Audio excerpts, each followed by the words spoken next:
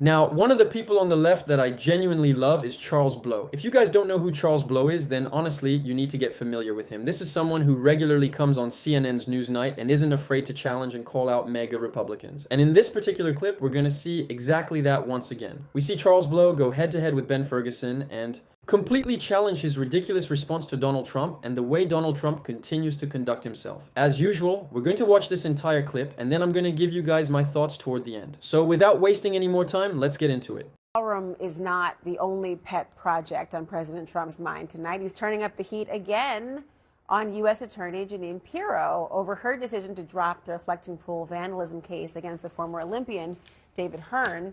Now, the president is demanding that Pirro should, quote, revisit her hastily made decision, his words.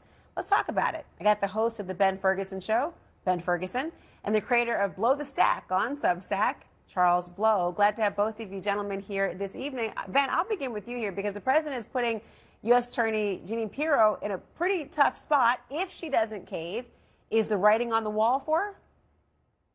I don't think the writing's on the wall. I think this is one of the reasons why a lot of people like working for the president. You know where you stand with him all the time. He's not a guy that hides his feelings, what he thinks, his emotions. He's made it clear that this is something he has a strong feeling about. She gets to decide ultimately what she wants to do in her position of power.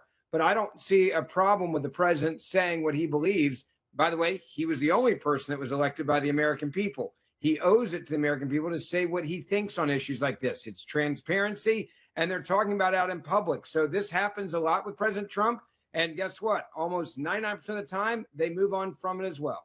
Charles, what's your reaction to that? Because obviously these are political appointees serving at the pleasure of the president, but their ultimate audience and who they serve are the American people. And she's made a call that she feels there was not enough to meet her burden of proof and decided to dismiss, and he wants her to revisit this.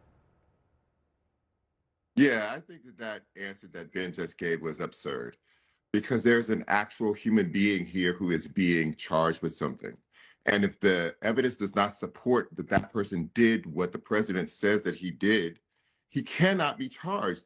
You know, we are flaunting the whole idea of a presumption of innocence in the country. We're flaunting the whole idea that this person may not have done it. And Jeanine Pirro has basically come to the conclusion that he did not do what the president said that he did.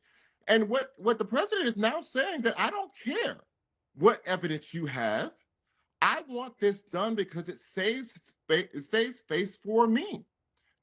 I want there to have been vandalism and not there have to been reckless application of this kind of coding so that it saves my face.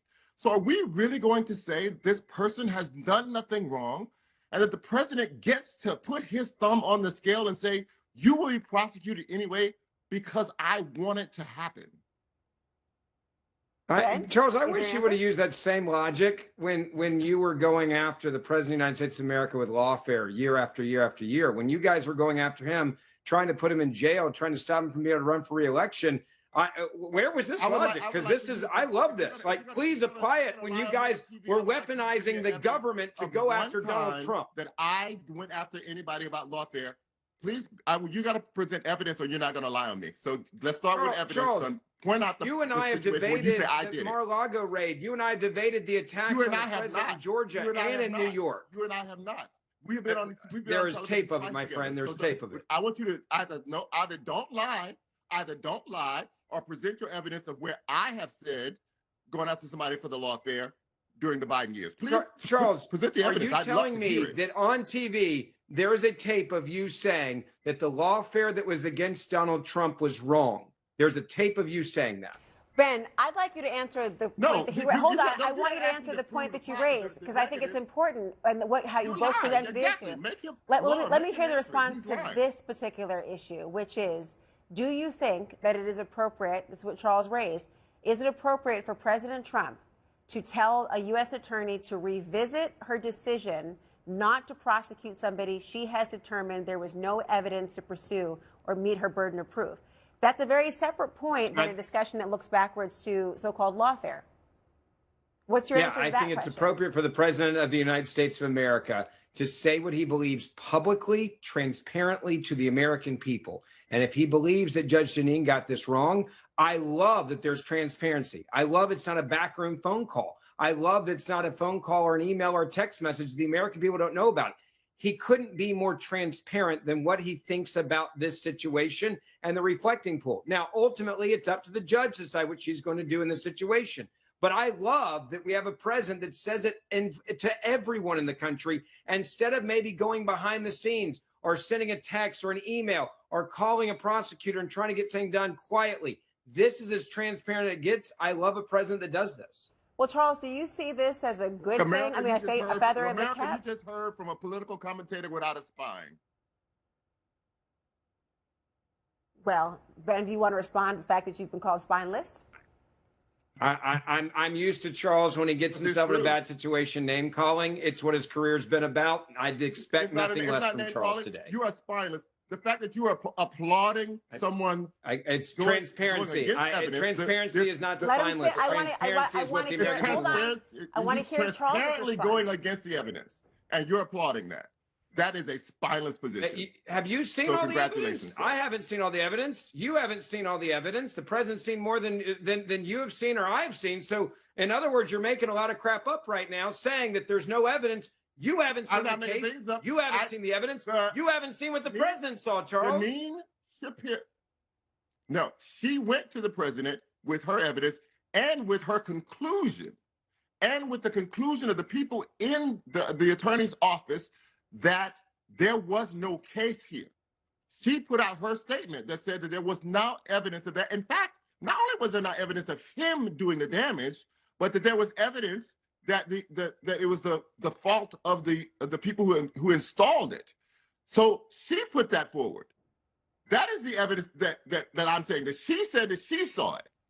That is important to remember. I'm so happy that it's not a backroom call. I'm so happy that he's doing it in public. I'm so happy that he's abusing the law out in public and not in the back rooms. And that is somehow making you jump up and down with your pom-poms.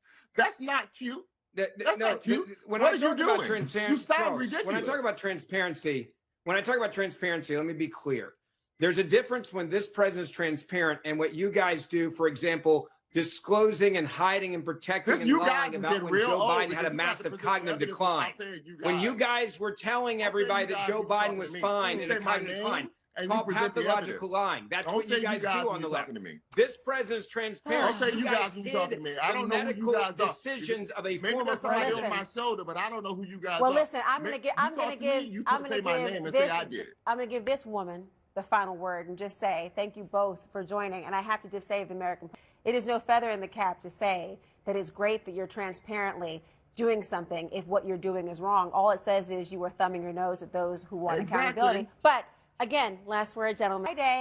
So I'm going to go ahead and put this out there. I'll leave a link in the description so you guys can check out the full clip for yourselves. But honestly, what Charles Blow said here is absolutely correct. Ben Ferguson was completely spineless, and I genuinely don't understand how someone can sit there and defend this. This is exactly why people continue to describe MAGA as a cult, because apparently no matter what Donald Trump does, there will always be someone willing to defend him. How do you have a grown adult man sitting on national television praising Donald Trump for demanding that someone be held accountable even when the evidence that originally supported the accusation apparently isn't there? Somebody please explain that to me, because I honestly cannot make sense of it. Ben Ferguson really thought he had made some incredible point here. He really believed he was winning this argument, but talking about transparency doesn't suddenly make something right. If the evidence shows that the original accusation isn't supported, then there is absolutely no reason to continue pushing the case. It should simply be over and done with. But exactly like Charles Blow pointed out, the biggest problem here is that Donald Trump appears willing to pressure the system simply because he doesn't want to admit that he may have been wrong. This is an individual who consistently puts himself first, and he knows that there are people like Ben Ferguson who will happily go on television and defend